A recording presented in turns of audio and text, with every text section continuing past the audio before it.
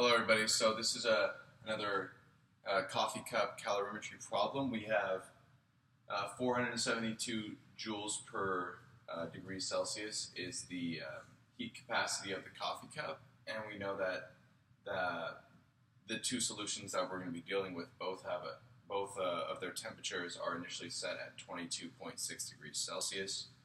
There are 100 grams of a solution that contains 6.62 grams of lead 2 nitrate, and we're just going to assume that the remainder is just going to be water. And then we have another solution that's 100 grams of 6 grams of sodium iodide, and the remainder of the solution is also going to be water. Okay, and the question states that the final temperature is 24.2 degrees Celsius. Part A asks you to balance the equation, and so that would just be the lead nitrate plus sodium iodide, and then there'll be the products that occur, and that would be sodium iodide plus sodium nitrate.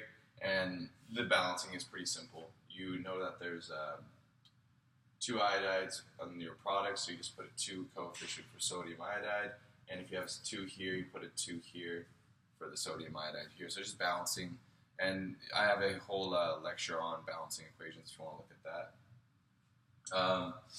Next part is the heat.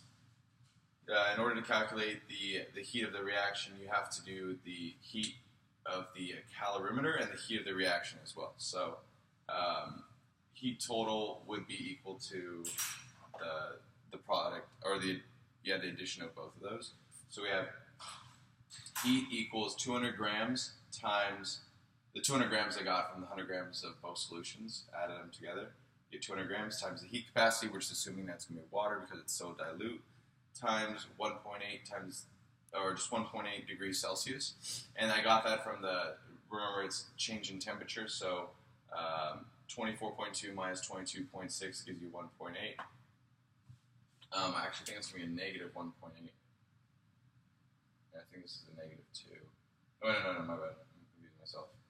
Okay, yeah, so you multiply that out, and you have to add to that the heat of the reaction, which we're told is 472 joules per degree Celsius change. So it's 472 times 1.6 degrees Celsius, multiply that together, and then add these two together, and you get 2,094 joules is your heat. Okay, and so that's part B, and then part C asks you to find the heat combusted per mole of lead, per mole of lead nitrate.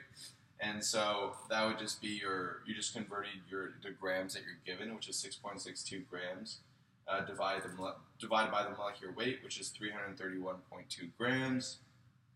It ends up being 0.02 moles, and then you just convert your answer from part B to kilojoules, which is easy. You just go 2,094 joules equals 2.094 kilojoules.